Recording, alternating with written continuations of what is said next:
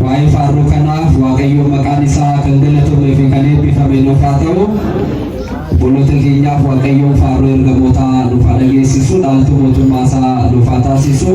ከዚህ በመቀጠል ወደ ትምህርተ ወንጌል እንሄዳለን። ሁላችንም በያለንበት ተረጋግተን ቃለ እግዚአብሔርን እንድንሰማ አደራ እላችኋለሁ። የሚያስተምሩን ክቡር መምህራችን ቀሲስ ታረቀኝ ይሆናሉ። በቀጥታ ወደ እሳቸው።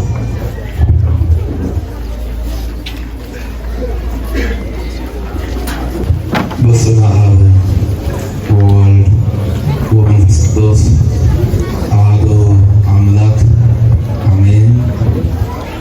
ክቡር አባታችን መልአከ ኃይል ቆሞስ አባ ክቡር መምህራችን ሊቀ ስዩማን የዮሴፍ አምራ የምርመራ ወረዳ ቤተ ክህነት ዋና ጸሐፊ፣ ክቡር ወንድማችን ላይከ ወንጌል መምህር መስፍን ምትኬ የካቴድራላችን ዋና ጸሐፊ፣ ክቡር መምህራችን መጋቤ ብሉያት መምህር ፋሲል አበራ የካቴድራላችን ስብከተ ወንጌል፣ ክቡራን ሊቃውንተ ቤተ ክርስቲያን አባቶች፣ ካህናት፣ ወንድሞች ዲያቆናት፣ በዛሬው ዕለት እናት ቤተ ክርስቲያን በምታዘው ሕግና ስርዓት መሰረት ጋብቻችሁን የፈጸማችሁ ስርዓተ ቤተ ክርስቲያን ተምራችሁ በወንጌሉ ልታገለግሉ በዚህ አውደ ምሕረት ዛሬ በምርቃናችሁ የተገኛችሁ ተመራቂዎች፣ የካቴድራላችን ትምህርት ቤት ዘማሪያን፣ እግዚአብሔርን የምትወዱት እግዚአብሔር የሚወዳችሁ የልዑል አምላካችን የእግዚአብሔር ያደራ ልጆች፣ የእመቤታችን የቅድስት ድንግል ማርያም ወዳጆች በልዑል እግዚአብሔር ፍጹም ሰላምታ ሰላም እላችኋለሁ። እንደምን አደራችሁ? እንደምን ቆያችሁ? እንደምን ሰነበታችሁ? አሜን። ቸርነት የማርያም አይነ ኩሉ ነፍስ ይሴፎ ኪያከ፣ የሁሉ አይን አንተን ተስፋ ያደርጋል። መዝሙረኛው ቅዱስ ዳዊት መዝሙር 144 በቅንፍ 45 ቁጥር 15 ጀምሮ የምናገኘው ቃል ነው። እንግዲህ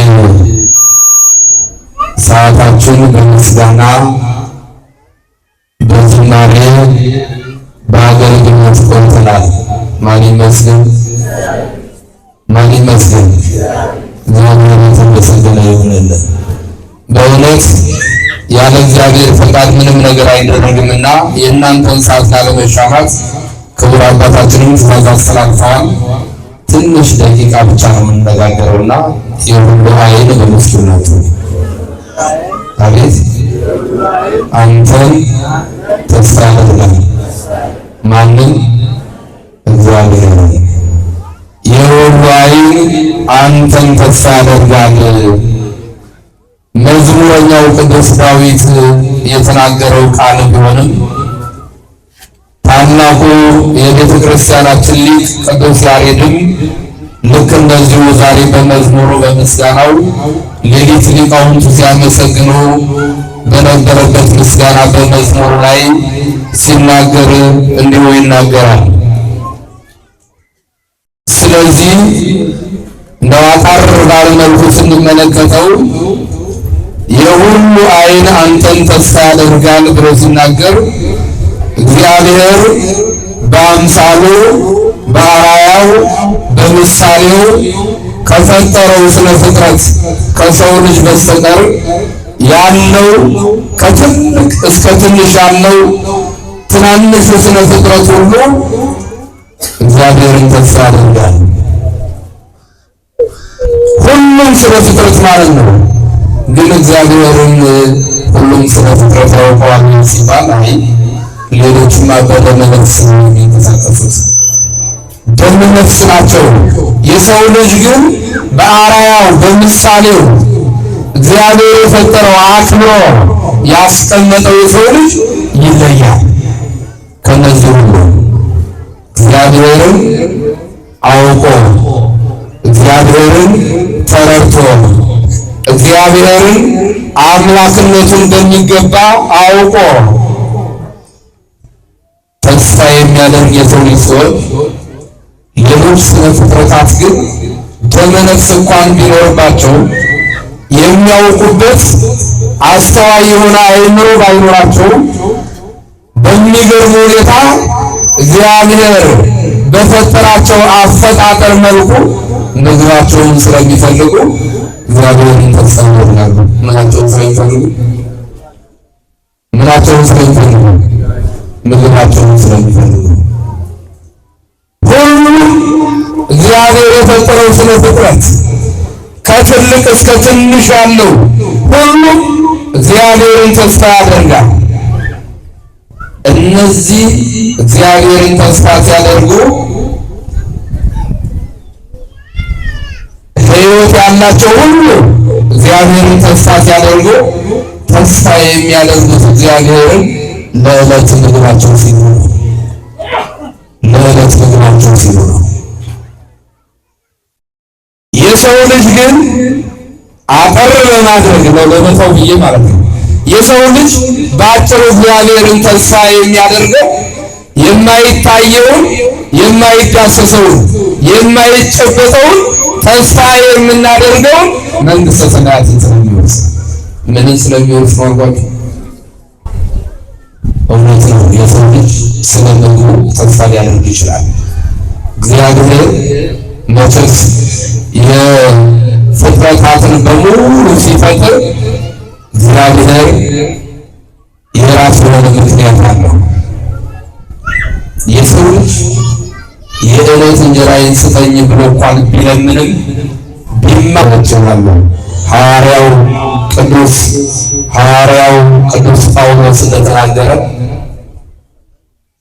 ኤፌሶን ምዕራፍ 5 ቁጥር 20 ሲናገር ቤተ ክርስቲያንን ከክርስቶስ ጋር አቆራኝቶ ክርስቶስ ቤተ ክርስቲያንን እንደሚያከብራት ቤተ ክርስቲያን ክርስቶስ እንደምታከብረው ልክ ባልና ሚስትም እንዲሁ ይከባበሩ፣ ቤተ ክርስቲያንን እየተመለከቱ እንዲኖሩ ባጭሩ ነው የገለጹት ያሉት።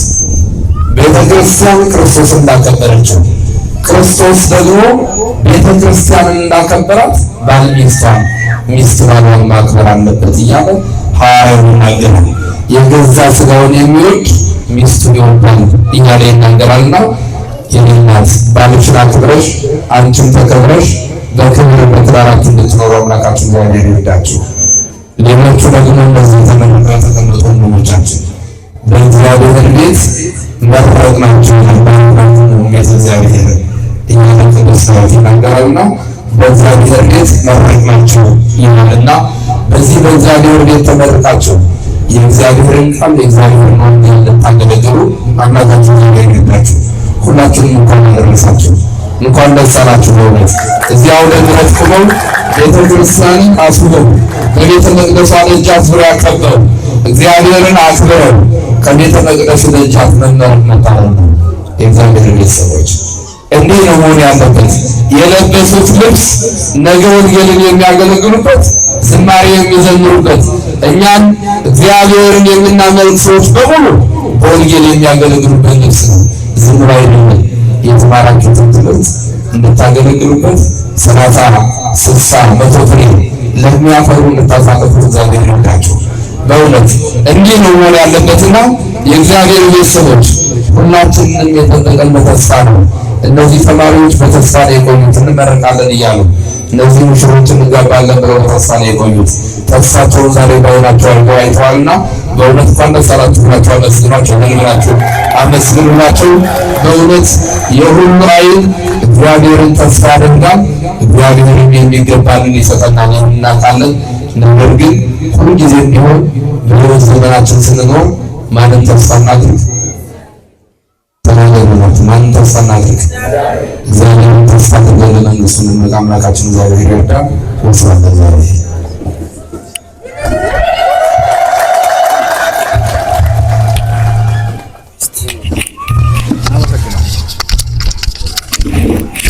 ማስተማርን ለመከረን አባቶቻችን አምላክ ቅዱስ እግዚአብሔር ስሙ የተመሰገነና የተባረከ ይሁንልን። ለመምህራችን ቃለ ሕይወት ያሰማልን፣ በእድሜ በጸጋ ይጠብቅልን። እሌሌ ዳመ ወቀዮ መለቴ ፈቃቴ አባን ኬኛ ሀለ ገባባተኤ ያደሎ ቁልቁልች ያሬድ ጉያ ሀራ እቲን ያደቴ እጁ ዳጎን ኬሳ ጀበሳ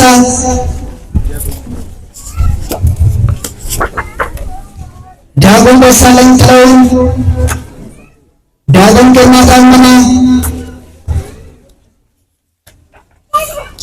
ዳጎን ለምሳ ጫኔ ዳጎን ኤርሚያ ሰለሙ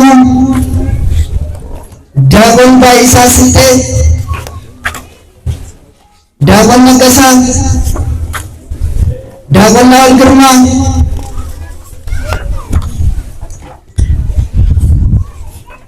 ዳጎን ኢሳያስ ነብዩ ዳጎን እንዳለ ጋሮማ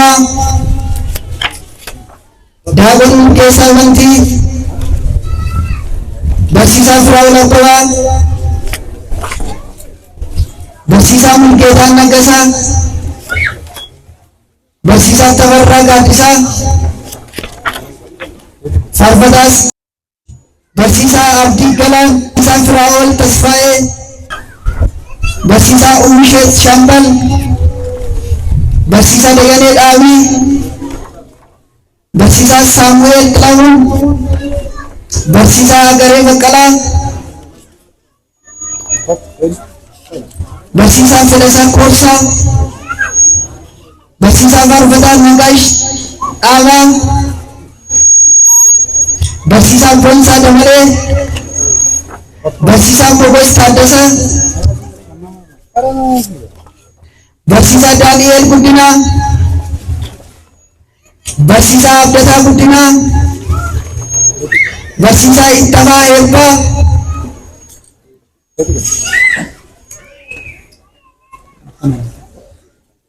በርሲሳ ድርባ ጅራታ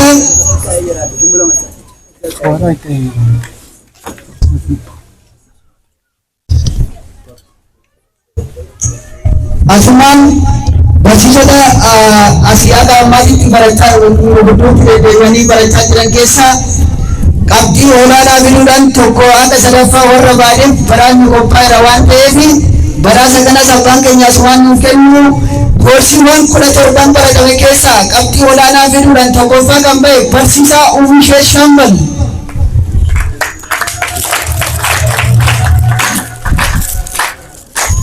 lammaffaa kan ta'e daakon barsiisaa Lalisaa Caallee, sadaffaa kan ta'e daakon barsiisaa Dassaalany Xilahun,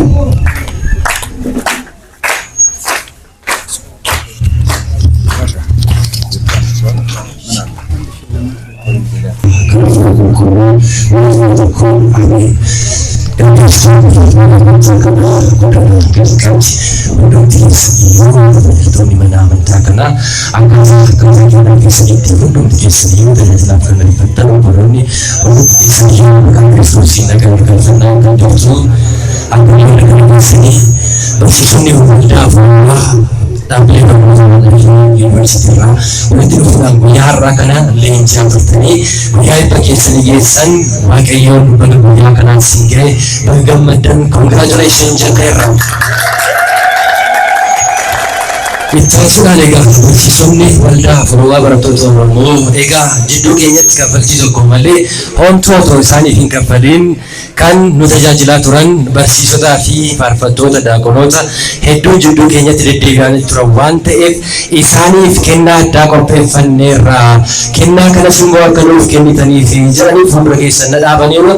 Egaa abbaan keenya lammata sin dhamaasna.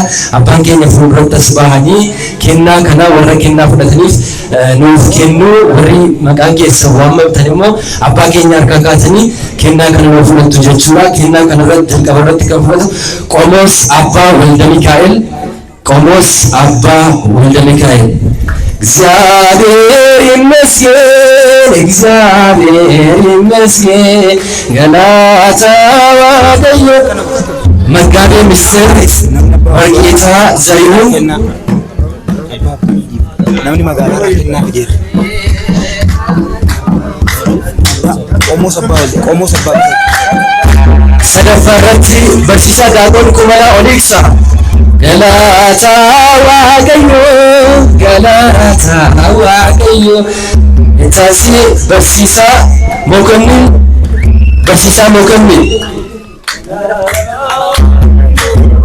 galata waaqayyo itaasi barsiisaa Shimallis Fikru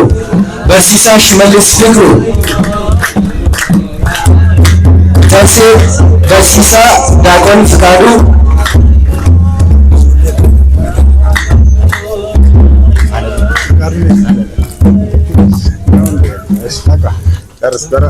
itaasi barsiisaa Fikiree kennaa qabatanii fuuldura kana dhaabbatu. Abbaan keenya kennaa kan nuuf kenna. Abbaaf ta'uunis fuulduratti baasanii kennaa kanaa kan nuuf fudhatan.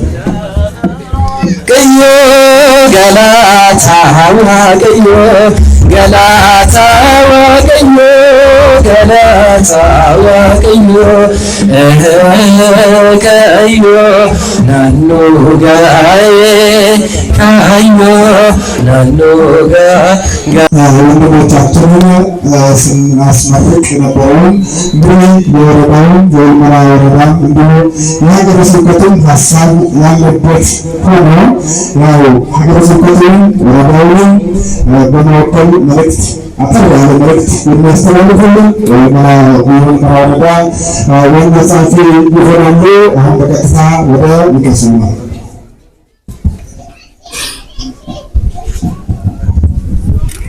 በስመ አብ ወወልድ ወመንፈስ ቅዱስ አሐዱ አምላክ አሜን። መቃባ ከንልማ ከነፍሮ ቁልቁሉ ዋቀቶክ አሜን።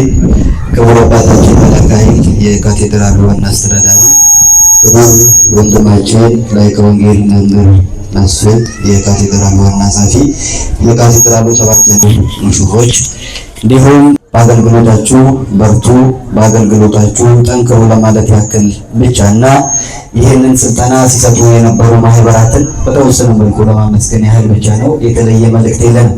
እንግዲህ ቅድም በሁለተኛ ጢሞቴዎስ ምዕራፍ 4 ቁጥር 5 ላይ ሲጠቀስ የነበረውን ሰምታችኋል። አንተ ግን የክርስቶስን ወንጌል ስራህን አድርግ ይልና አገልግሎትን ፈጽም ይላል። አትገሩ ወንጌላ ዋቀዮ ለለቢ tajaajila keessa xumurii jedha. Guyyaa har'aa ji'a tokkoof leenjii barnoota garaagaraa fudhattanii ergama wangeelaa baattanii gara uummata keessanitti yeroo deebitan ergamni sirraa eegamu ergamni mana amantaa baay'ee cimaa baay'ee kan nama dadhabsiisuu fi bu'aa bayii guddaa kan qabudha. Akka har'aa as dhaabbattanii eebbifamtan qofa miti. Rakkinni halaas keessaas isinitti baay'ata. Rakkina kanammoo cimtanii waaqayyoon kadhattanii kadhannaadhaan imaanaa manni kiristaanaa isinitti kennite akka xumurtan waaqayyoo isin haa gargaaru. Tajaajila keessanitti sirna mana amantaa eegdanii qannoodhaashii dogmaashii eegdanii tokkummaashii cimsitanii akka tajaajiltan manni amantaa imaanaa isinitti kenniti. Imaanaa kana akka baatan adaraa isin jenna nutisi. Kanaafuu akkaataa barattaniin barnoota barattanii fi kennaa argattanii waan dandeessan hundaan mana amantaa akka tajaajiltan mana amantaa keenya baay'ee cimaa ta'uusaa beektanii bakka deemtan hundatti waan barattan akka barsiistan seeraaf sirna mana amantaa akka eegsistan ergaa godina keenyaa ergaa haanaa keenyaati ergaa waldaa kanaati jechuudha. ስለዚህ የተማራችሁትን እንድታስተምሩ ሕገ ቤተክርስቲያን እንድትጠብቁ ቀኖናዋን ስርዓቷን አንድነቷን ጠብቃችሁ እንድታስተምሩ የቤተክርስቲያን አደራ ነው። ይሄንን አደራ ተቀበላችሁ በሄዳችሁበት ሁሉ የቤተክርስቲያንን አንድነት አስጠብቃችሁ እንድታገለግሉ ቅዱስ አምላካችን ይርዳችሁ። እንግዲህ ማህበራት በርካታ ማህበራት አሉ። ይሄንን ተግባር ስራ ደግሞ ሲሰሩ በብዛት አናይምና ወልደ አረፉረዋ ማህበር ለተከታታይ 6 ዓመታት ነው ይሄንን ስልጠና እያካሄደ ያለው። በጣም እጅግ የሚያስደስት የሚያበረታታ ስራ ነው እየሰራችሁ ያላችሁት። ማህበሩን ያበርታልን። ወደፊትም ተከታታይ የሆኑ ስራዎችን እንድትሰሩ በቤተክርስቲያናችን ስም መልእክታችንን እናስተላልፋለን። ሌሎች ማህበራትም በዚህ ተመሳሳይ ተግባር እንድትሳተፉ መልእክታችን ነው። ይሄንን መርሃ ግብር በማዘጋጀት ግቢውን በመፍቀድ ለትምህርት ቦታውን በማመቻቸትና መጠነ ሰፊውን ድጋፍ ላደረገው ለካቴድራሉ አስተዳደር ክፍል ምስጋናችን ከፍ ያለ ነው። ዛሬ የተመረቃችሁ በድጋሚ እንኳን ደስ አላችሁ ማለት እፈልጋለሁ። መልእክቴን አጠናቅቃለሁ። እግዚአብሔር ይስጥልኝ። ያለሳሜት ተጃጅለ ጋሪ ከከነን የዋቀዩ አትገርጋሪ ያራከና ጋኤለሳኔ ወራ ራወቻ ጅረንስ ጥሙረ በረጅረኛ ሳኔ በረጅፍ አቤቱ ቸርነትህን አብዛልን፣ ሀገራችንን ሰላም አድርግልን።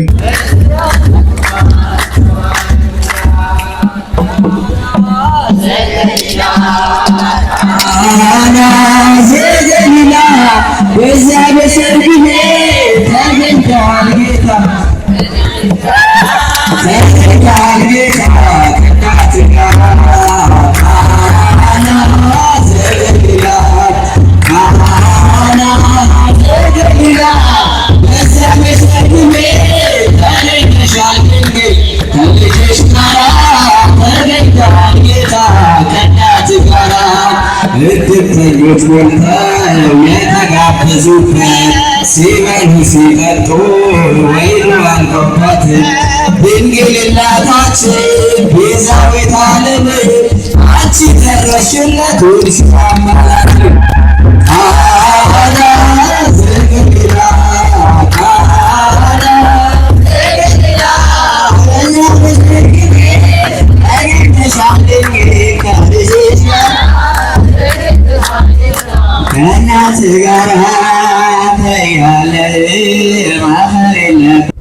እሺ መቃ አባ ከነልማ ከነፍሮ ቁልቁሉ ዋቃ ተኮን አሜን። በስመ አብ ወወልድ ወመንፈስ ቅዱስ አሐዱ አምላክ አሜን። መቃ አባ ከነልማ ከነፍሮ ቁልቁሉ ዋቃ ተኮን አሜን። ማቲዋን ዋቀዮን ከንጃለተን ዋቀዮ ሙጫቺሰ ከነስን ጃለት ijoolleen haadha keenya dubroo maariyaamii jaalalleen qulqulloota ergamoota toloota bakka jirtatti nageenya waaqayyoo kiristaanonni guyyaa 48tti mucummaa sillaasee kan argattan nageenya waaqayyoo sinaa qaqqabu jecha mana kiristaanaa ortodoks tawaahidoo Itoophiyaatti waldaan hafuuraa barattoota Oromoo ortodoks tawaahidoo erga hundeeffamee ebla 25 2010 irraa yaa'ii qulqulluu seenodoosii wayim milaata gubaa'eedhaan hayyama tajaajilu erga argatee dhaabbilee barnoota olaanoo yuunivarsiitiiwwanii fi kolleejjiiwwan irratti hojjechuudhaaf hayyama argatee bobba'ee kan jiru ta'uun isaa ni beekama. Egaa hojii isaa ijoo kan ta'e tokkoffaa barsiisota bakka bu'iinsaa wayii yuunivarsiitiiwwan kolleejjiiwwan irratti barsiisee leenjisee deebi'anii akka naannoo sanitti tajaajilan akkasumas bakka irraa dhalatanii dhufanitti akka deebanii tajaajilaniif kan bobbaasaa jiraachuun isaa ni beekama. Egaa bara kanas marsaa ja'affaadhaaf leenjisaa barattoota kan ture mana kiristaanaa Tulluu Edoom qulqulluu Gabreelii Hoolotatti barsiisota leenjisaa godinaalee Oromiyaa irraa bakka bu'anii kan dhufan akkasumas yuunivarsiitiiwwan kolleejjiiwwan irraa dhufanii abbootiin gadaamiidhaa dhufanii leenji'aa jiraachuun isaanii beekama. Eebbi isaanii hagayya 25 guyyaan hagayya 25 baatiin 12 bara 2017 arra raawwatee jira jechaadha.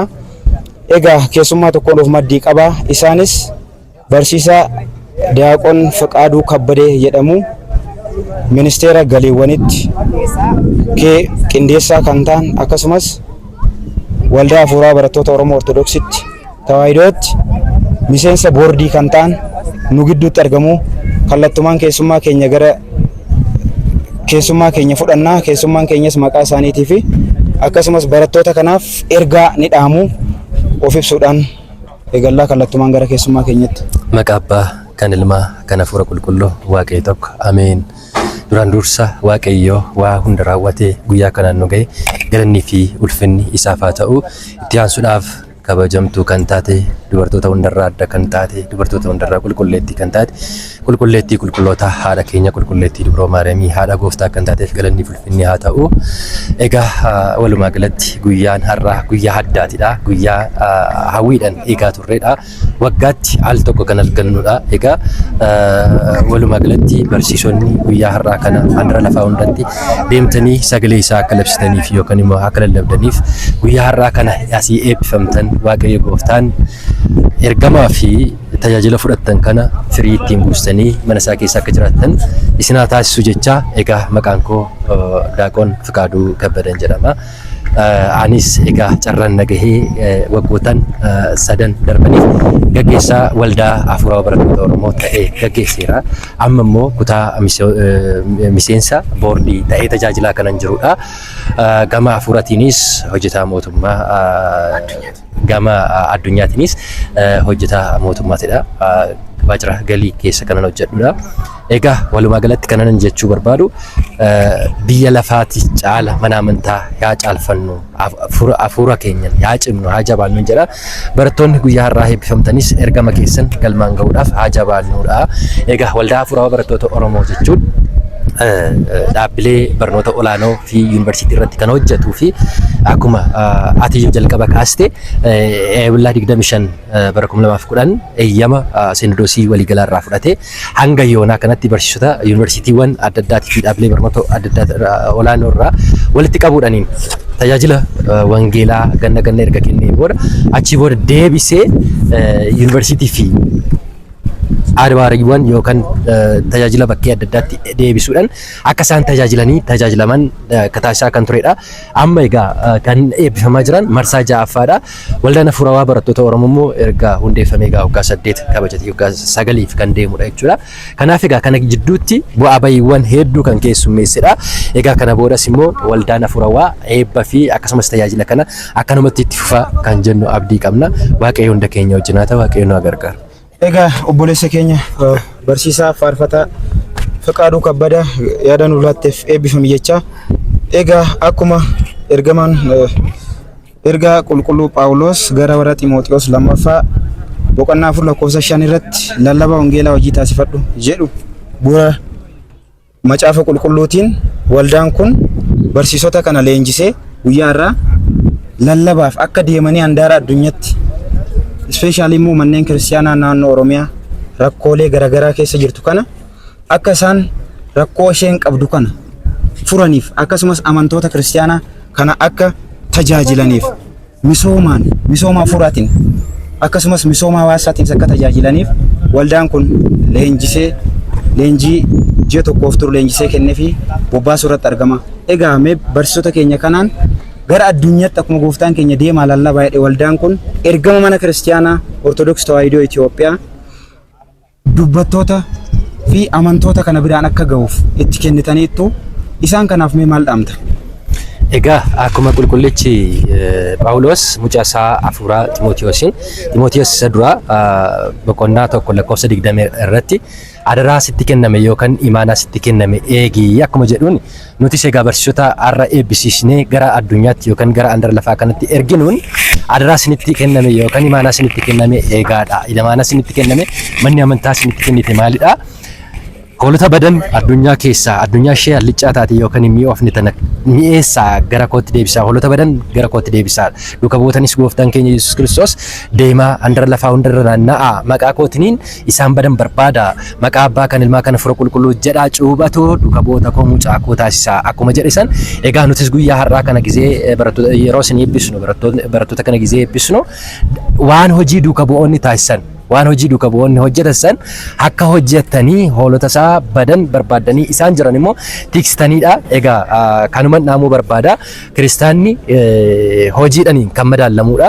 Kanaafuu nutis firii nurra facaafame yookaan sanyii wangeelaa ji'a tokkoof isaa oliif barsiisonni kaffaltii malee mindaa malee barsiisaa turan qorra keessa maal keessa haala mijanne keessa ta'anii barattoonni barsiisonnis sagalee wangeelaa irratti misooma sagalee wangeelaa irratti hojjechaa turan kana firii akka godhatuuf achis deemanii firii facaafame kana firii 30 60 100 kan bareede buusne ofii isaaniitiifis ofii keenyaafis dhaaltu mootummaa isaa akka taanu hoolota badanis barbaanne immoo dhaaltu mootummaa isaa akka taanu kan jedhu dhaamsa dhaama. Waaqayyo hunda keenya wajjin haa ta'u.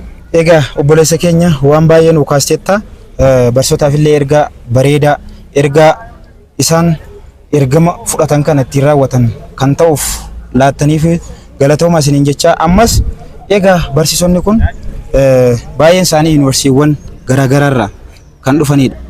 Even bakka waldaan kun wiirtuun injireerraa fakkeenyaaf yuunivarsiitii Salaalee yuunivarsiitii Arsii irraa dhufanii wiirtuulee daran babal'isatanii ergama manni kiristaanaatti kennite akka hanga fiixee addunyaatti fiixee hundumaa gama offlaayinii onlaayiniidhaan akka tajaajiluuf bobbaastaniitu. Mee wiirtuulee babal'isuudhaafis maal yaaddanii akkasumas yuunivarsiitii irraa dhufan kolleejjii irraa dhufan magaalaa irraa dhufan baadiyyaa irraa dhufanitti deebi'anii akkamiin akka tajaajiluu qaban akkamiin cimsanii akka tajaajiluu qaban ammallee ergaa akka nu kaassan jenna. Egaa barsiisota guyyaa har'aa eebbifaman kana keessaa waa hedduu qabna. Akkuma silallee halkanis waliin ilaalaa turre guyyoota darbanis waliin dubbachaa turre as keessa gara addunyaalessaatiin kaadhimamaa dooktorii kan ta'anii dooktoreetii barataa jiran jiru injiinaringii ta'anii kan barataa jiran jiru barsiisummaa irratti kan bobba'anii barsiisummaadhaan barsiisaa jiran jiru as keessa egaa qabeenya guddaadha qabna qabeenyota kanatti fayyadamnee ofii keenyaaf bichaatti fayyadamoo odoo hin taane uummataanis akka ga'anii ofii isaaniitis gara addunyaatiinis gama amantaatiinis akka isaan tajaajilamanidha. Egaa waldaa babal'isuu irratti waldaan keenya waldaan afuuraa barattoota Oromoo akkuma dhaabbateen chaalenjii guddaa keessummeessaa ture. Chaalenjii san keessattis immoo tajaajila isaa hin dhaabne tajaajila isaa ammas babal'isaa jira gara fuulduraattis babal'isaa jira jechuudha. Waldaa babal'isuudhaaf barsiisonni fi ispeeshaalii hiriyaan koo dooktoriin Arsii yuunivarsiitii irraa kan dhufe kaleessa galgala akkuma waliin dubbanne achitti illee waldaa babal'isuu fi gara achi deemanii waldaa hundeessuu irratti walii galleerra nutis immoo wal faana jirra gara miidiyaatiin immoo waldaan afuuraa barattoota Oromoo yuutuubii mataa isaa qaba feesbuukii mataa isaa qaba telegiraamii mataa isaa qaba isa kanaan egaa warri miseensan taane waaboot yookaan waldaa afuuraa barattoota Oromoo jennee yuutuubii isaatti gallee irratti haa hojjennu waliin haa hojjennu ergaaleewwan gara saniin darban immoo hundumti keenya sheerii goone irraa haa barannu barsiisonni har'a eebbifamtanis egaa isa kana irratti haa hojjennu gama hundaan gama nuu danda'ameen mirti qaataan yookaan meeshaa filatamaa taane akkuma qulqulluu Phaawulos filatametti nus filatamneerra waan ta'eef warra baay'ee keessaa waan filatamneef waan filatamneef saniif immoo ooluu danda'uudha qabna kan filataman kan waamaman baay'eedha garuu kachi keessaa akka filataman immoo muraasadha akkuma jedhame sani nutis warra muraasa filatamne san keessaa tokko ta'uu keenya beekne akka firii buusnutti waldaa kana babal'isuu fi waldaa kana gadhaabuudhaaf waldaa kana sirriitti irratti hojjechuudhaaf kutannee kan kaanedha. Barsiisonni har'a eebbifamanirree ejjennoo kana kan qabatanidha. Maaliif jalqabuma yeroo wiirtuu irraa dhufanii fi bakka irraa dhufanii itti ergaan kun darbu akka isaan baratan kan yeroo taasifaman chaalenjii ture chaalenjii san cabsanii yeroo dhufan kutannoo kana nutti agarsiisanidha. Kanaaf egaa waan dandeenyuun waan qabnuun waan humni keenya hiyyameen waan duubatti jennu miti babal'isuudhaaf lafa hanqinni jiru kaamuyyuu seennee hojii hafuuraa hojjechuudhaaf nuti qophaa'uudha jenna. Eshi obboleessa keenya yaada nuuf laattaniif yaggaa jabaa of keessaa qabu nuuf laattaniittu galatooma isiniin jenna. Egaa isinis hundeessitoota wayiin warra waldaa kana bu'uureessitan keessaa tokkodha. Amma firiin kun arra isin argitan kun bu'aa keessan bu'aa tattaaffii keessaniiti eeyyama Waaqayyoo ta'e kun firiiwwan arra argaman kun bu'aa keessanidha. Waaqayyoof galata jecha yaada nuuf laattaniif guddaa galatooma isin galateeffannaa.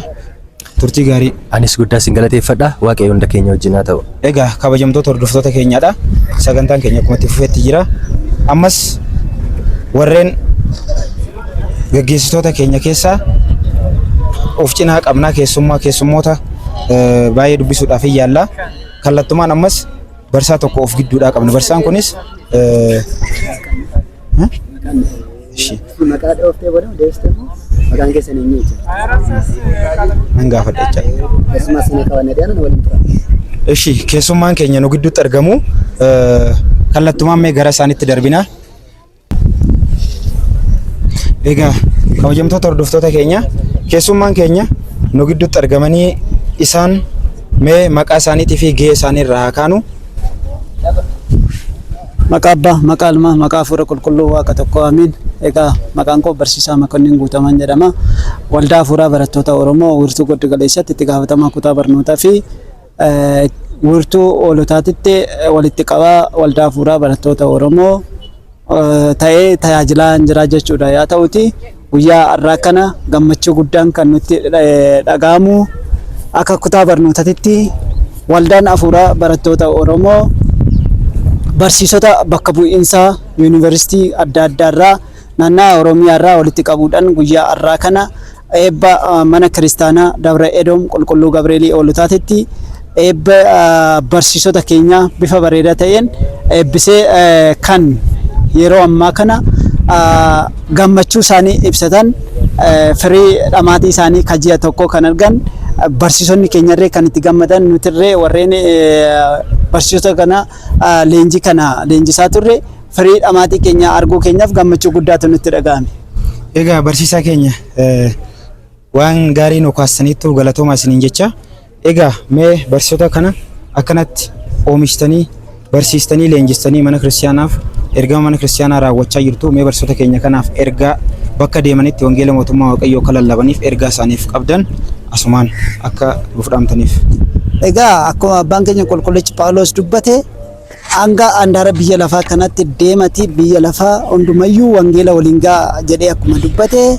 Egaa barsiisonni keenya guyyaa har'aa kana leenjii isaanii fudhatanii too gara iddoo dhufanitti akka deebi'anii fi akkuma asii waraqaa ragaa isaanii irratti barreessine lallabaa wangeelaa hojii taasifadhaa jedhee lammaffaa Xiimotewos boqonnaa 4:5 gubbaa irratti akkuma barreeffame barsiisonni keenyas hojiin isaanii kana boodarra ta'uu maalidha? Lallabaa wangeelaa hojii taasifatanii oolota badanii too kallattii garaagaraatiin jiranii oolota kana barbaadanii karratti deebisu mana qulqullummaa jalatti ijaaruudhaan oolota badan kana barbaadanii too mana qulqullummaa keessatti walitti qabanii sagalee Waaqayyoo sooruudhaan sagalee Waaqayyoo maggabuudhaan uummata keenya tajaajiluu qabu. Kanaaf barsiisonni keenya kallattiiwwan garaagaraarraa dhufanii jechuudha. Kan Baalee dhufan jiru, kan Arsii dhufan jiru, akkasuma kan Wallagga Lixaarraa dhufan jiru. Iddoolee garaagaraarraa dhufanii jechuudha. Kanaaf barsiisonni keenya kun yuunivarsiitiiwwan garaagaraarraa waan dhufaniif bakka jiran kanatti deebi'anii too hojiin isaan hojjetan hojii guddaatu isaan eeggataa jechuudha. Kanaaf qormaanni irree ni jira. Qormaata kana keessatti darbuudhaaf irree barsiisonni keenya kun maal gochuu qabu? Obsaan, jaalalaan, tokkummaadhaan keessa darbuu danda'u qabu jechuudha. Yoo kana hin taane maalidha? Har'a nuti ga'oomni jedhanii asii yoo ba'u ta'e qormaatatti isaan eeggata. Qormaata kana keessa darbuudhaaf inni jalqaba maalidha? Kadhannaan irree murteessadha jechuudha. Kadhannaan murteessadha. Akkasumas wanta asiiti guyyoota muraasa keessatti qabannee jirru kanatti dubbisnee itti daballee sirriitti ga'oomuu nu barbaachisa jechuudha. Kanaaf leenjii garaagaraarree kallattii garaagaraatiin yoo waldooleen kan kennan ta'e leenjii kanarree itti dabalataan fudhatanii too ga'oomuu danda'uu qabu jechuudha. Egaa barsiisaa keenya galatoomaa jecha mee gara fuuldurattoo barsiisota bara kana leenjistan kanaaf akka misiraachoo wayitti dhageen ture. Innis barsiisonni kun marsaa tokko qofaan otoo hin taane marsaa itti aanus akka leenjisuudhaaf waldaan karoora qabu bara 2018tti odeeffadheera. Mee maal yaaddaniittu isin akka kutaa barnootatti? Egaa nuti akka kutaa barnootatti ni jalqabna malee ni jalqabna ni xumurras. Garuu gaafan akkana jedhu jalqabbiin keenya akka mana kiristaanatitti ni jalqabaa fi dhuma hin qabnu jechuudha.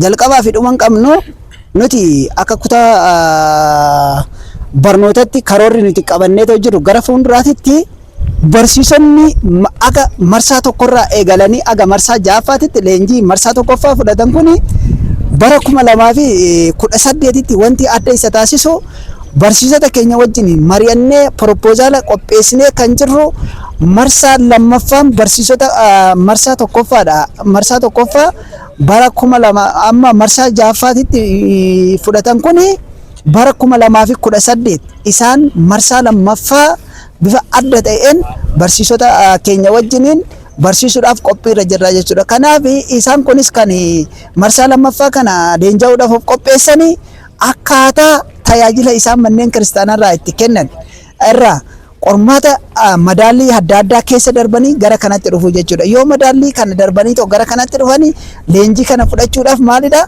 baay'ee isaan of qopheessuu danda'u qaba jechuudha. Nutis akka kutaa barnootatti barsiisota kana bifa adda ta'een kutaa kutaadhaan addaan qoonne marsaa jalqabaa fi marsaa lammaffaadhaan simachuudhaaf qophoomnee jira jechuudha. Sana gochuudhaaf ammarraa kaanee irratti yaa hojjennu barsiisonni keenya guyyaa irraa leenji'anii gara iddoo mooraa dhufanitti gaafa deebi'an kun marsaa haaraafis karaa bananii iddoo jiran kanatti akka hojjetan maqaa waldaa fuuraa barattoota Oromoo kutaa barnootaa bakka bu'uudhaan waamicha bara 2018 yeroo ammaarraa eegalee dabarsuun barbaada. Egaa barsiisaa keenya misiraachoo kana barsiisonni keenyas fudhatanii ammarraa isa amma argatan kanaan of qopheessanii akka tajaajila isaanii eegalan. Tajaajilli isaanii kun immoo daran cimee hamma digriitti, hamma maastarsiitti, hamma PhD'tti deemanii mana kiristaanaa akka tajaajilaniif isinis akka kutaa barnootatti kana yaaduu keessaniif yaada eebbifamaadha. Galatoomaa isiniin jenna. Barsiisonni keenyas akka asumaan of qopheessan namoota marsaa tokkoffaaf illee walitti qabanii bal'inaan kana caalatti dhaqqabummaa keenya daran si'eessinee dhaqqabaaf si'ata tajaajila keenya kan mana waldaa keenya madaalu mana kiristaanaa kan madaalu tajaajila afaan Oromoo Waaqayyoon gammachiisu amantootaan gammachiisu kan namoota barnootaan gahoomsee gara gaabbiitti gara fooniif dhiiga Waaqayyootti dhiyeessu akka kennitan isinis akka kakaroorsisan kana akka raawwattan Waaqayyoon nu gargaaru Waaqayyoon isin gargaaru galatoomaa isiniin jedha. Barsiisaa keenya turtii gaarii qabaadhaa. Ayyee nagaa ta'aadha. Waaqayyoon hunduma keenya gargaaru nagaa ta'a. Egaa kabajamtoota hordoftoota keenyaadha. Ammas qophiin keenya akkuma itti fufetti jira. Qophii keenya irratti immoo barsiisota eebba guyyaa barsiisota bakka bu'iinsaa waldaa fuuraa barattoota Oromoo Ortodoksii Tawaahidoo sababa godhachuudhaan guyyaa irraas keessummaa wayiin barsiisaa baroottan darban leenjisaa kan ture bara kanas leenjisaa kan turan fi miseensa boordii kan ta'an keessummaa tokkoof gidduudhaa qabna. Isaanis gara kallattumaan gara isaaniitti isin dabarsina. Tole galatoomaadha. Maqaan koo barsiisaa Diyaaqoon Fiqaaduun jedhama. Asuma naannoo kana kan jiraatudha. Naannoo kanaadha jechuudha. Kan jiraattis namni itti tajaajilus yookiin immoo kan itti barsiisaa turanis gara kana jechuudha. Egaa barsiisaa keenya galatoomaa isiniin jecha egaa mee barsiisota guyyaa irraa eebbifaman kanaan halkan guyyaa otoo dadhabne hin jedhin wangeela mootummaa Waaqayyoo koorsiiwwan gara 17tti siqan barachaa leenji'aa turaniiru. Mee isaan kanaaf ergaa maalii qabda? Akka waldattis waldaan kun kana daran babal'atee wangeela mootummaa Waaqayyoo hamma daarii lafatti akka gahuuf maal dhaamtan? Egaa galatoomaadha. Gaaffii ijoodhas gaaffii guddaadhas. Barattoonni yookiin immoo barsiisonni asitti barachaa turan kun dhuguma dadhabbii qaba. Halkan ta'anii of kennan dursa of kennaniitu naannoo ergaman sanirraa dhufanii eegamuu of kennanii dhufanii halkan guyyaa osoo hin jenne qormaanni ni jira, qormaanni hirribaa ni jira, qormaanni nyaataa ni jira, taa'anii qo'achuun ni jira. Barnoonni nuyi kennu immoo barnoota walirratti tuulamaadha. Dhuguma dubbachuuf yoo ta'e barnoota walirratti tuulamaadha. Fixuun hin danda'amu muraasa jedhamu. Kanaafuu fuula gurguddaa waan qaban baratanii icciitii mana amantaa gurguddaa isa dura beekanirra beekumsa kan isaaniif baratanii. Kanaafuu barattoonni asitti baratan kun aga asitti dadhaban kana osoo hin taane dadhabbiin biraammoo ni jira jechuudha. Yoon kana jedhu warri Israa'el Gibxi jalaa booda jalqaba gaafa bahuudhaaf kaan barahaa Gibxii keessatti rakkanne jechaa turan. Barahaa Gibxii fuuldura garuu maal akka jiru beekuu qabu. Galaanni Eertiraa fuuldura isaanii akka jiru beekuu qabu. Galaanni Eertiraa baay'ee sodaachisaadha. Humna namaatiin hin yaadamu, ce'uunis hin danda'amu. Kanaafuu galaanni Eertiraa ammas fuuldura isaanii jira. Qormaanni adda addaa dhukkuun garaagaraa ni jira. Kanaafuu barsiisonni kun cimanii argamuu qabu jechuudha. Cimanii qabu argamuu. Kana malees immoo bakka deemanitti waldaa kan hundeessudha. Bakka deemanitti waldaa kan hundeessudha. Waldaan kun immoo akka ija godhatu, akka firii buusu bakka deemanitti kaka'umsa guddaadha. Namoonni adda addaa baratanii nu harkaa bahu. Namoonni adda addaa barataniitu bakka baay'eetti wanta adda addaa keessatti afuu jechuudha. Isa ta'uu hin qabu. Waldaa kana ceesisuudhaaf namoonni asitti baratan kana barsiisota kanaan dura baratanii fi barsiisonni amma baratan kun cimanii tokko uummataaf dhufanii lammata immoo ofii isaaniitiif dhufanii sadaffaa waldaa kanaaf ija ta'uu qabu. Waldaa kanaaf immoo firii gaarii buusuu qabu kan jedhu yaada qabu. Egaa barsiisaa keenya yaada gaarii nu kaasanii ishi qorumsa isaan mudatu hundumaa akkamiin akka keessa darbuu qabanillee qorumsi gara fuulduratti illee isaan ni mudata. Akkuma jettan qorumsaalee jiran kana hunda dandamatanii akka keessa darban ergaa isaaniif dhaamtaniittu dhumarratti wanta ni hafe jettu fi dhaamsa yoo qabaattan asuma. Tole ani dhaamsina ni dhumarratti qabu.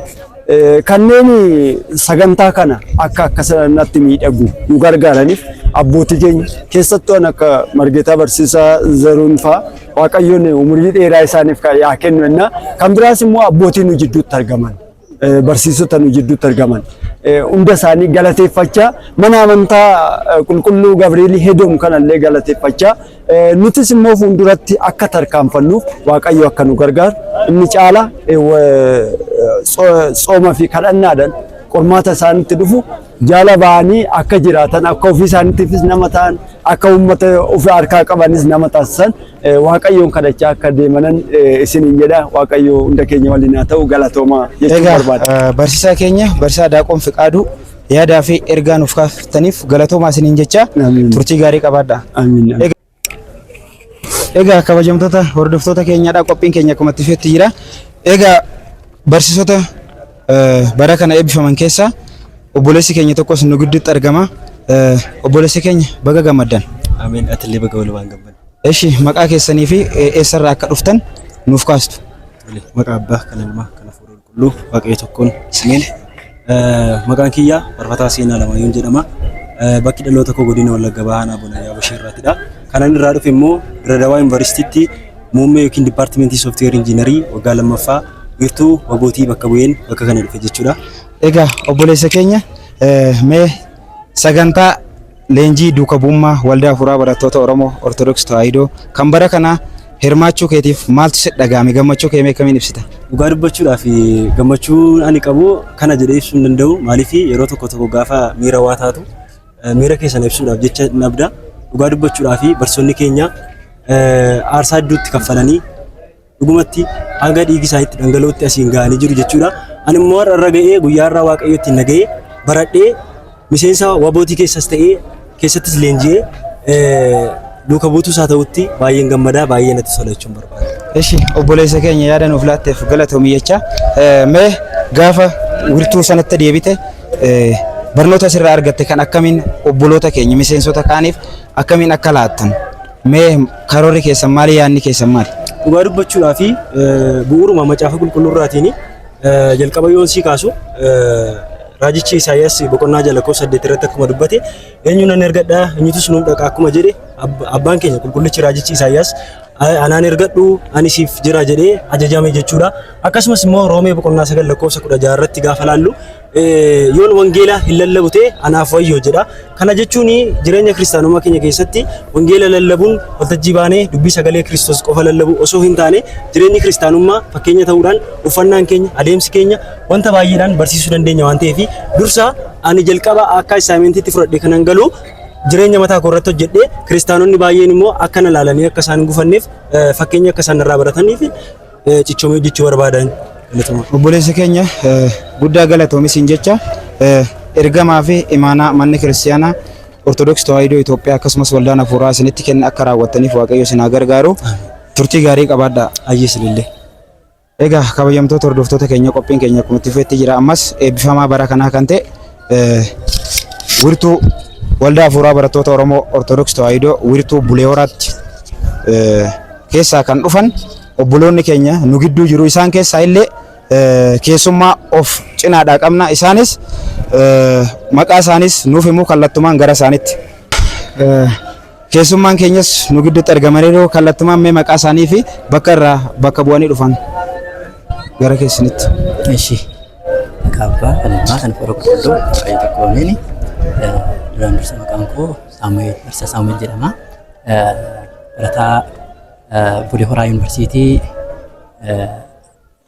barattoota hooggansaa duukaa bu'eetan dhufe isa kanarratti carraa addaa ta'ee gara barumsa duukaa bu'ummaa kanaatiin dhufneet asitti koorsii kan haala mijataa ta'eetiin fi haala gaarii ta'eetiin har'a geenye xumurree immoo saksesfuulii taanii irra jechuudha. Eshi keessummaa keenya guddaa galatoomii siin jecha baga geessees irra deebiidhaan siin jenna. Meeshii akkanatti koorsii asirraa fudhatte barnoota asirraa baratte leenjii fudhatte kanaan bakka irraa dhufte akkasumas hawaasa naannoo keetii magaalaa irraa dhuftetti gaafa deebite akkamiin akka tajaajiltuu fi maal akka yaadde maal akka hubattes asiin nu kaasa. Gaarii dhagaa egaa iddoo garagaraatti barumsi garagaraa ni kennama. Haa ta'uti garuu barumsi iddoo ammaa kanatti fudhannee addadha. Addummaan isaa gadi fageenyanii fi haala qabatamaa ta'eetii fi sirrii kan ta'eetiin kan kennamedha jechuudha. Kunis immoo dhugummaa isaatiin nuti mirkaneessinee har'a barannee iddoo biraatti illee barannee barsiisaa turre garuu haala adda ta'eetiin immoo keessatti kennamee bu'uura amantaa kitaaba irratti xiyyeeffatee dhaloota borootiif amantaa isaatti irratti qabsoora isaatti irratti akka gaggeeffatu akkasuma immoo amantaadhaan immoo cimee akka jiraatu warra badan immoo akka deebisaniitiif sirriitti barannee haala mijataatiin xumurreerraa jechuudha. Kanaaf kanarraa kanan baradhu keessaa tokko barumsa gahaa kennuu isaanii haala qabatamaan kennuu isaaniitii fi dhaloota qaruu kan danda'anidha jedheen haala kanan hubadhee argadhees jechuudha. Eshi obboleessa keenya Waaqayyoon si haa gargaaru si faana haa ta'u waldaas nuuf haa eegu nu haa eebbisu jecha irra deebiidhaan baga gammadde jecha turtii gaarii qabaadhu. Galatoomaa guddaa galatoomaa. Kabajamtoota hordoftoota keenyaadhaa qophiin keenya akkuma itti fufeetti jira. Ammas eebbifamaa bara kanaa kan ta'e mucattii hojjaan gabaabduu takkan of biraa qaba. Innis eenyu jettan barataa Diyaaqoon Milkeessaa Jabeessaa jedhama. Yuunivarsiitii Arsiitti barataa muummee Doctor of Mediciniiti. Leenjiyaa bara kanaatis barsiisaadhaas. Isaan mee ergaa baga gammaddanii fi gammachuu isaanii ibsachuudhaan bakka irraa dhufanis nuu kaasanii kallattumaan gara isaanitti. Maqaa Abbaa kan Ilmaa kan Hafuura Qulqulluu Waaqa tokko amiin. Amiin. Yeroo kanaan kan nu ga'e maqaa Waaqayyo Gooftaa keenya kan galatoomii fi olool kan jedhe nuuf haa ta'u. Akkuma dubbatte maqaan koo Daaquu Milkeessaa Jabeessan jedhama. Godina Arsii Bahaatirraa hin dhufe barataa Yuunivarsiitii Arsiiti. Dhugaa dubbachuudhaaf leenjii duukaa bu'ummaa bara kana waldaa hafuuraa barattoota Oromoo Ortodoksii Tawaahidoo faana turtii ji'a tokkootiif turre amma har'a guyyaan kun guyyaa eebbati nuuf guyyaa gammachuu keenya hedduu gammanneerraa hedduu itti gammachuu keenya ibsachaa irraa kallattii garaagaraatiin guyyaa kana baay'ee gammanneerraa. Eshi obboleessa keenya galatoomii gammachuun fuula keenya irraa ifaa jira nu mul'ata jechaadha.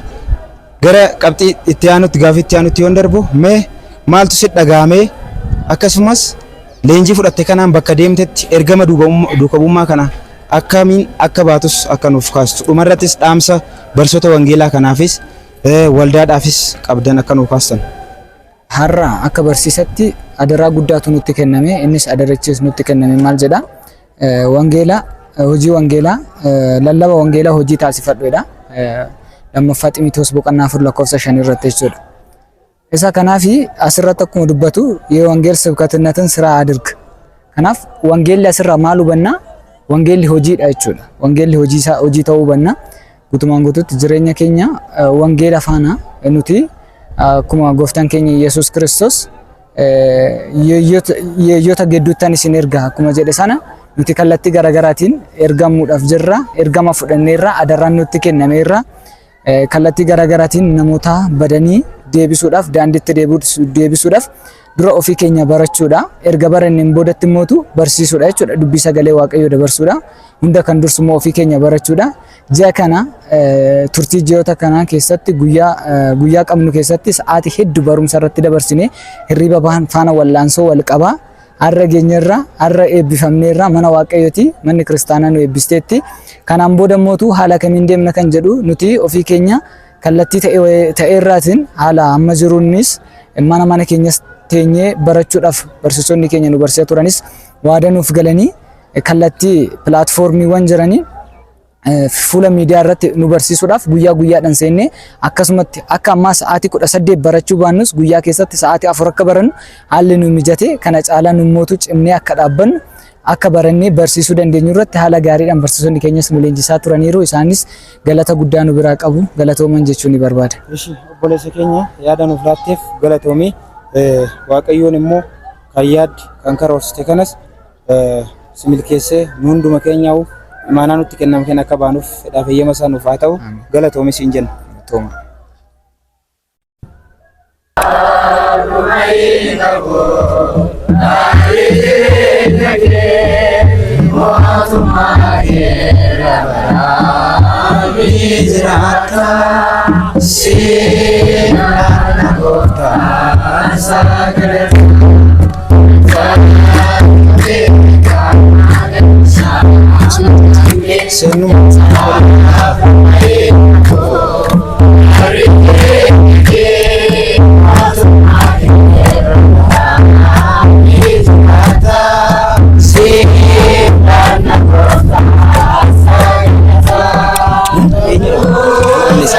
Safaru kan mau dubbisnu baasa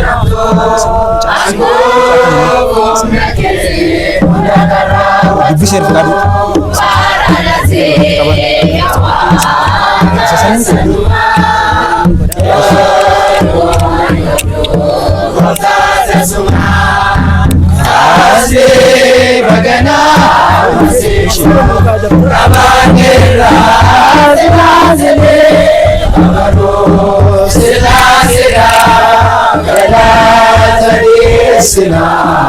Umamni martoi sajibirfana, umamni martoi sajibirfana.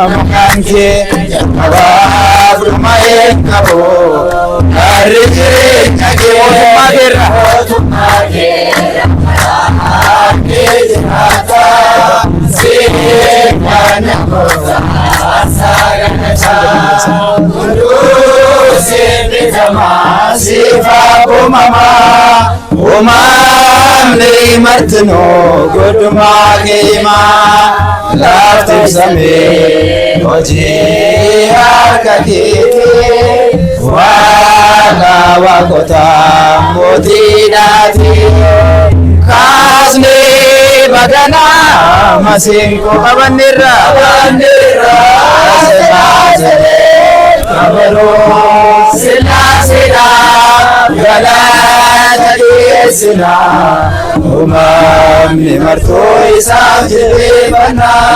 umamni martoi sajibana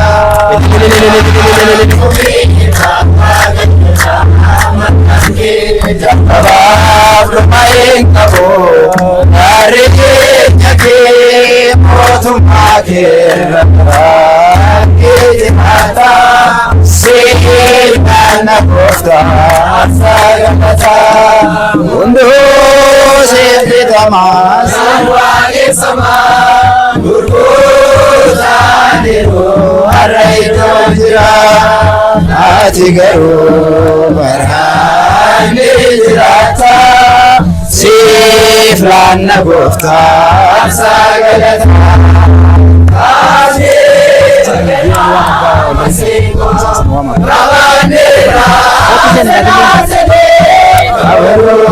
silasera galata desina umamni martoi sajibana umamni martoi sajibana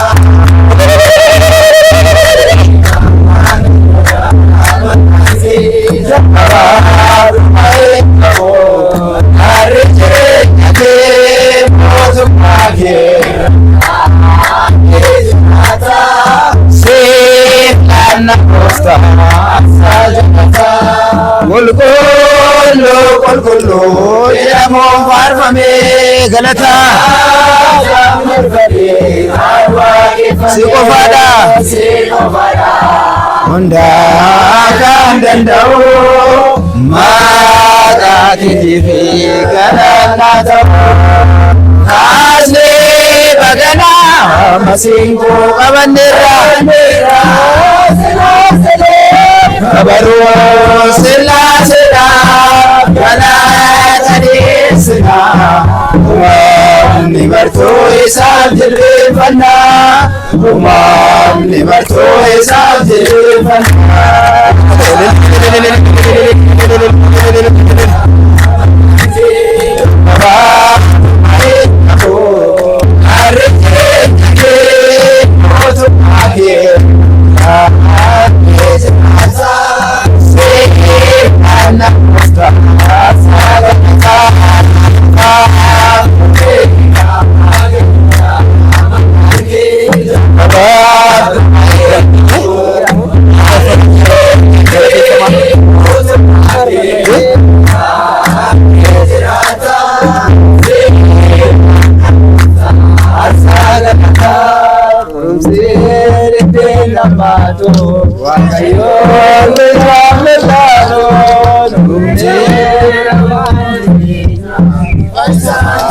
Atumti ni dan desa miti sasa unda.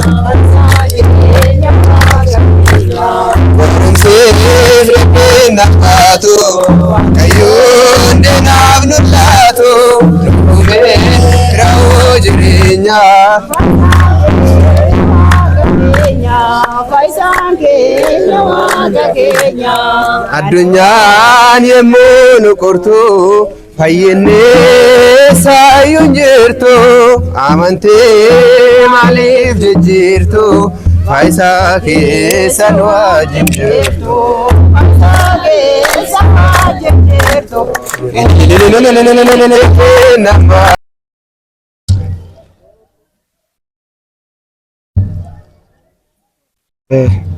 Egaa kabajamtoota hordoftoota keenya qophiin keenya mallee akkuma tufeetti jira keessummaa keenya keessa leenjiyaa bara kanaa kan ta'an abbaa keenya tokko abbaa tokkoof biraa qabna mee maqaa isaanii fi bakka irraa dhufan kallattumaan gara isaaniitti. Maqaa abbaa kan ilmaa kan hafuura qulqulluu waaqa tokko amiin. Maqaan koo luba Asaffaa Indashaawwan jedhama. Kanan dhufe godina Shawaa Lixaa aanaa Aadaa Bargaa mana qulqullummaa Dabra Tsaayii Kidaana Biratiin Cinnii fi Dabra Haayil Qulqulluu Gabreet irraa dhufe. Ishi abbaa keenya duraan dursa baga gammaddan. Baga walumaan gammanne isinis baga gammaddan. Amiin. Abbaa keenya guyyaa har'aa kana eebbifamneerraa mana Waaqayyootti leenjii ji'a tokkoof fudhachaa turre har'a goolabneerraa leenjii argattan kanaan wangeela mootummaa Waaqayyoo deemtanii hubannoo duraan qabdan irratti daran cimsattanii baatan kanaan hoolota Waaqayyoo akkamiin akka tiksitan akkasumas ergaa fi dhaamsa waldaaf qabdan akkasumas barsiisota kanaaf qabdan gabaabsatanii akka nu kaastan. Egaa Waaqayyoon guyyaa har'aa kanaan kan nu ga'e maqaan isaa kan galatoomee nuuf haa ta'u. Egaa maal jechuun barbaada gammachuu guddaatu natti dhagahame maaliif inni kun ka'umsa jechuudha. Amma baradhee xumureetan jira osoo hin taane ka'umsa koota jechuudha. Ka'umsa naaf haa ta'uudhaaf ammalee baay'ee ganaan nu hafa jechuudha. Baay'ee ganaa wanti duubatti deebinee barachuu qabnu hin jira. Kanaaf isuma xiqqoo baranne kanaan immoo gallee amantoota keenya isaan mana Waaqayyoo keessa jiran cimsuu isaan immoo ala jiranirree hoolota Waaqayyoo gara mana isaatti deebisuun ga'ee keenya dirqama kiyyasi. Kanaaf isa kana raawwachuun narraa eegama. Kana caala immoo bara itti aanurree barumsa kana barannee adaraa kanas isa nutti kenname kanas imaana kanas fudhannee gallee hojiirra oolchuun dirqama jechuudha. Isa gallee kana gallee callisnee manuma keenya taa'uu osoo hin taane isa xiqqoo baranne kanaan irratti hojjechuun barbaachisaadha waan ta'eef karaa barsiisota keenyaan barsoonni keenya baay'ee barsiisota jaallatamoo baay'ee barsiisota cimoodha.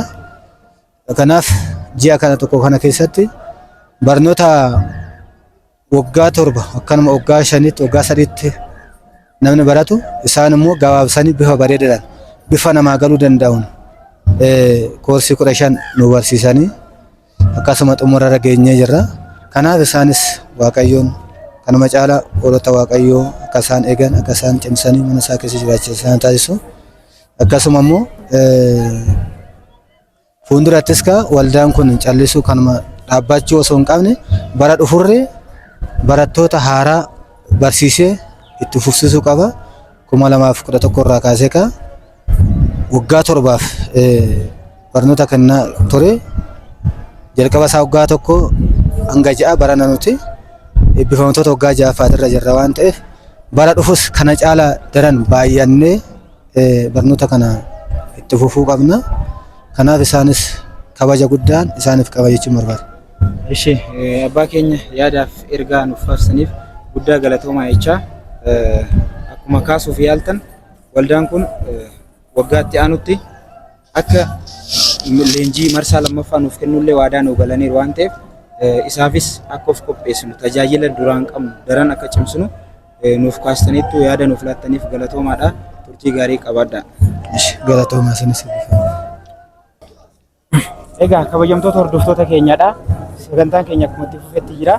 Eebbifamtoota bara kanaa kana keessa abbaan tokkos nu gidduutti argamu. Abbaa Habtewald jedhamu. Bakka irraa dhufanis gadaamii irraa dhufanillee nuuf kaasanii gammachuu isaanii dhagaamellee akka nuuf ibsan gabanumaan. Maqaa Abbaa Ilmaa Hafuura Qulqulluu Waaqa tokko ameen. Ameen galatooma jechaati. Waaqayyo kanaan guyyaa har'aaf kana sa'aatii kanaan nu ga'ee waa'ee tiksee olaa ta'uudhaaf hojii dokoommaa ba'uudhaaf asitti walitti qabamnee akkasuma barumsa isaas barannee guyyaa har'aa kana eebbarra turre Waaqayyoof galanni haa ga'u jechaa.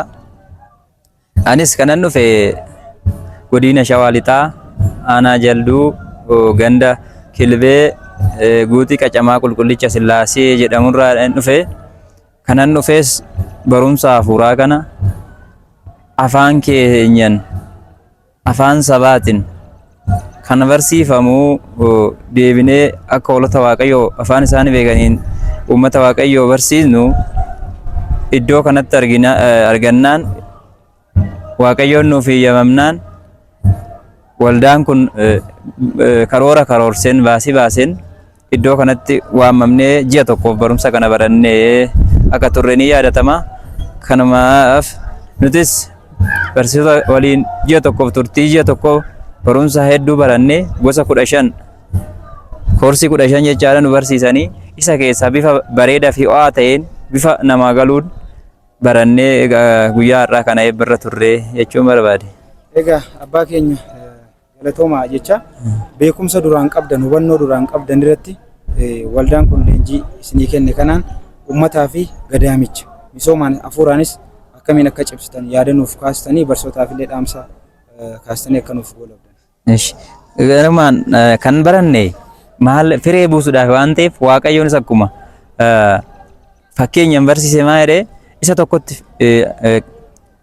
kiliitii tokkotti 2 tokkotti 5 kenne jedha.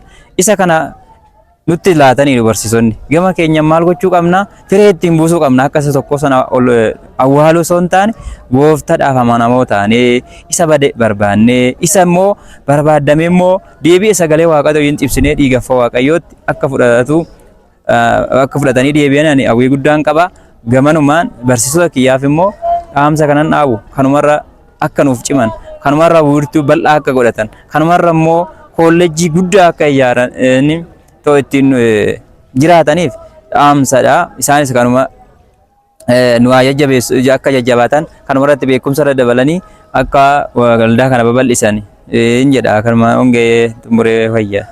Eshi abbaa keenya yaada jajjabinaa nuuf kaastaniittu dubbii keessan keessatti waldaan kun kolleejjii hafuuraa guddaa akka ijaaree uummata kiristaanaa tajaajiluuf imaanaatti kennite nus waldichis akka imaana kana galmaan ga'u abdii qabna. Waaqayyoos immoo nu gargaara. Yaada nuuf laattaniif galatoomaadha. Eshi kabajamtoota hordoftoota keenyaadha sagantaan keenya kumatti fufetti jira.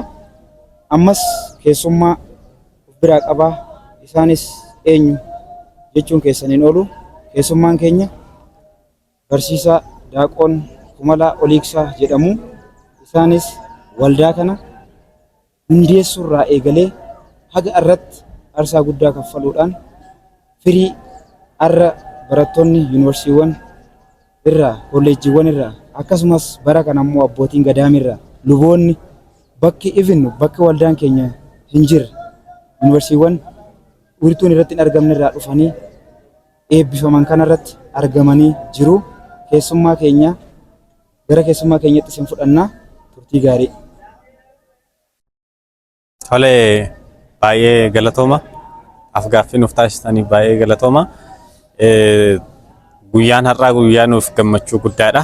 Tajaajilli kun waggaa 6 dura haala wal fakkaataadhaan kan eegale yoo ta'e iyyuu bara kana haala wantoonni adda isa taasisan wantoota baay'ee jiranii lakkoofsaan hamma kanaan duraa yoo ta'uu baate iyyuu haalli qulqullina barnootaa isa duriirra waggaadhaa waggaatti guddataadha jira.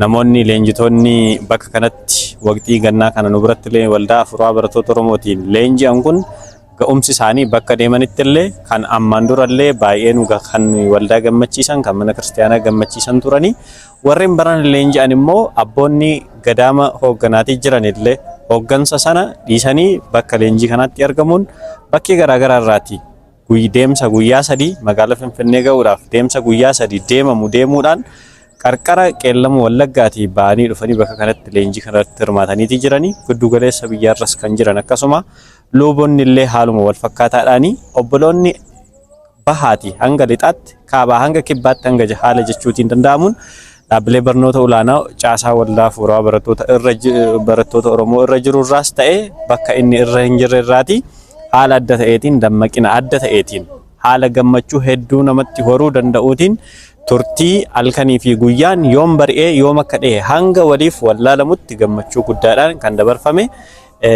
leenjii baay'eetti milkoofne gama biraadhaan immoo egaa afurri xuraan tajaajila qulqullaa'aa gufachiisuu irratti yeroo hundayyuu kiyyeeffamee kan argamu waanta ta'eef haala adda ta'een bara kana tajaajilli leenjiin duuka bu'ummaa waldaa Afuuraa Barattoota Oromootiin waggaa waggaatiin gaggeeffamu bara kana guutummaan guutuutti akka gufatuuf diinni kiyyoo hedduu hidhee kan ture yoo ta'e iyyuu humna waaqayyootiin kiyyoon sun hundumti isaa ciccitee haala yeroo kaanii caalayyuu haala adda ta'eetiin karaa nuti namoonni hin eegneen waaqayyo garuu karaa ofii isaatii beekuun leenjii ajaa'iba ta'e baay'ee gammachiisaa ta'etu waqtii gannaa kana keessa gaggeeffamee jira. Kanaaf anis akka nama hoogganaa gaggeessaa tajaajilaa waldaa kanaatti gammachuu yeroo kamii caalayyuu bara kana baay'eetti gammadeetiin jira. Kana hundumaaf iyyuu waaqayyo hojiinsaa dinqiidha raajiidha jennee yeroo hunda'u galateeffachuun amala keenyadha baay'eetti gammadeen jira. Kanadha wanti leenjii bara kanaa fakkaatu. Eshi barsaa keenya yaada guddaa nuuf kaastaniittu waan jajjaboo fi ergaa dhaamsa bareedaa gammachuu keessanillee nutti himtaniittu. Egaa barsiisota ji'a tokkoof leenjisaa ture waldaan isaan kana gaafa deemanii addunyaatti gad ba'an wangeela kana lallabuudhaaf gaafa ba'an qorumsa akkuma waldichinu qormaata garaa keessa darbuudhaan bara darbe kana hanga waraqaa beekamtiisaa mana lubummaa waliigalaarraa argatee bara kana immoo leenjiisaa barsiisota akkuma ergama sinodoosii irraa fudhateen bahaa jiru kana barsiisota leenjiseeraa asiingeeraa barsiisota bahan kanaaf mee maal dhaamtanii mana kiristaanaa ergama waldaan itti kennu uummata kiristaanaa akka tajaajilaniif isaan kanaaf dhaamsa maaliif qabdu? Barsiisonni duukaa buutonni bakka kanatti leenjii kana fudhataatii turanii nama ta'utu isaanirra jiraata. Qulqulluun Daawit ilma isaa Solomooniin kan inni jedhe nama ta'ii kan jedhudha. Namummaan maal akka ta'e jalqaba ofii isaaniitii namummaa isaaniitiin nama ta'anii kiristaana fakkaatanii otoo hin taane kiristaana ta'anii argamanii amantoota maatii isaanii irraa eegaluudhaan hiriyoota isaanii dhiyeenya obboloota dhiyeenya irra jiran irraa jalqabuudhaanii hawaasa bal'aa akkuma tajaajilli Yerusaalemitti, Yihudaatti, Samaariyaatti Samaariyaa hundatti hanga handaara lafaatti jedhamee wal duraa duubaatiin macaafa qulqulluu irratti akkuma nuuf ibsame mataa isaanii irraa ka'uudhaan maatii isaanii, hiriyoota isaanii, ollaa isaanii, naannoo isaanii, aanaa godina isaanii haala eeyyama Waaqayyoo waan isaaniif eeyyameen, haala humni isaanii, yeroon isaanii isaaniif eeyyameen tajaajilaan amanamaa ta'anii argamuudha jechuudha. Nama ta'anii argamuutu irra jiraata jechuudha. Yoo ofiif nama hin taane qaama biraa qaqqabuu hin danda'an waanta ta'eef yoo ofii nama ta'anii argaman garuu ofirra darbuudhaan biyya mana kiristaanaa amantoota akkuma waliigalaatti hedduu tajaajiluu kan danda'an waanta ta'eef amanamummaadhaan wangeela mootummaa Waaqayyootiif hanga kaadhimamanii kan akka labsaniif hanga kaadhimamanii jiranitti qulqulleettii mana kiristaanaadhaaf hanga xumuraatti haala kam keessatti iyyuu yoo mijates yoo mijachuus baate yeroodhaanis yeroon alas haala kam keessatti iyyuu mana kiristaanaaf amanamaa ta'anii argamuutu irra jiraata kan jedhu ergaa kana leenjitoota kanaaf kanan dabarsachaa.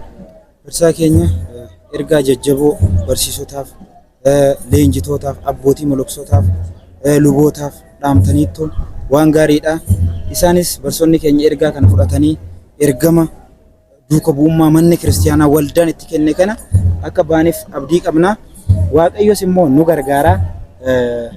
Gaafii keenya itti aanutti yoon darbe gara fuulduratti waldaan kun barsiisota bara kanaatiif akkuma kutaan barnoota ergaa misraachoo tokko nuu kaasanii turanii isa san daran cimsitanii leenjitoota bara dhufu dachaan daballee qulqullina si'aa'inaan akka leenjisnuuf akka barsiisota kana bobbaasnuuf akka oomishnuuf maal yaaddaniitu? Galatooma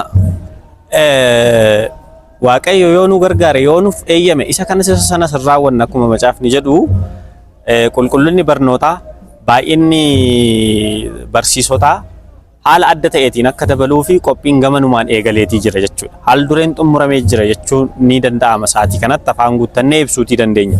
Fulbaana bara 2018 irraa eegallee namoonni leenji'an galmeeffamuu jalqabu. Warreen ammaan dura leenji'anis immoo irra deebiidhaan dandeettiin isaanii capacity building ijaarsa dandeettii isaanii irratti deebi'anii koorsii kan barsiisan kan deemanii lallaban qofa otoo hin taane deebi'anii kan barsiisota leenjisan warreen bara kana bara 2017 leenji'an kana bara dhufu leenjistoota ta'uu akka danda'anitti waggaa guutuu kan irratti hojjennu dabalee immoo bara dhufu irra deebi'anii immoo leenjii addatti kan fudhatan. Warreen kaanis namoonni biroon tajaajiltoonni abboonni luboonni monoksoonni biroon akkuma bara kanaa lakkoofsi isaanii dachaan dabalee waggaa guutuu irratti qophaa'ame yeroo dheeraan irratti fudhatame karikulamiin barnootaa irra deebi'ee isa kana caalallee cimsamee irratti hojjetame qulqullinni isaas baay'inni isaas akka dabaluuf gamanumaan kutaan barnootaa waldaa furaa barattoota Oromoo kutannoodhaan hojii eegalee kan jirudha waanta ta'eef egeree kana isin warri bara kana leenji'aniitii argaman warra bara dhufuutii fi daawitii ta'anii fakkeenya ta'anii dungoo ta'anii ifanii fakkeenyummaa adda agarsiisuun irra jiraata kan jennee yaada dhiyeessaa fi turreeffis kanaafidha. Kanaafuu qophiin bara dhufu haala adda ta'eetiin qulqullinaanis baay'inaanis haala adda ta'een kan irratti hojjetamudha. Waaqayyo nu gargaara jennee immoo onnannee haala kanaan karoorfanneeti jirra. Egaa barsaa keenya eebbifamaadhaa yaada gaarii nu kaastaniittu ergaa jajjabos mul'atas kaayyoos karooras nutti himtanii kan ammoo Waaqayyo nu haa gargaaru nu faana haa ta'u eeyyamamoo taatanii yaada nuuf laattaniif guddaa galatoomaa isin jenna turtii gaarii qabaadhaa. Galatoomaa.